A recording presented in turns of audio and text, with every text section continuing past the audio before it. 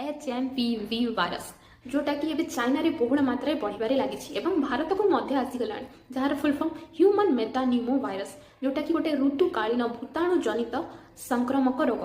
यह मुख्यतः शीत ऋतु रे शुष्क वायु प्रवाह जोगुरु होइथाय। यह मुख्यतः 14 वर्ष बयस कम बयसर शिशु वृद्ध एवं श्वास जनित रोग रे ग्रसित व्यक्ति एवं जहार रोग प्रतिरोधक शक्ति कम अच्छी से व्यक्ति को शीघ्र संक्रमित होता है। यार लक्षण गुड़िक है ज्वर ठंडा काश क्लांत अनुभव करने और श्वास जनित समस्या देखा।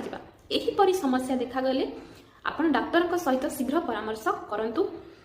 किंतु सुखदर विषय यह कोविड महामारी परि अत्यंत भयावह नुह किंतु prevention is better than cure.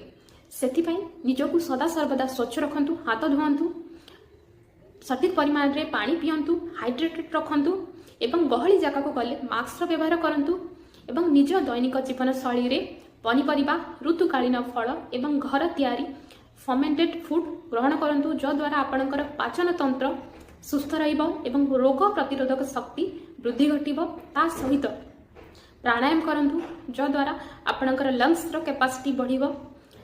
सुस्थ रुहंतु, सुरक्षित रुहंतु।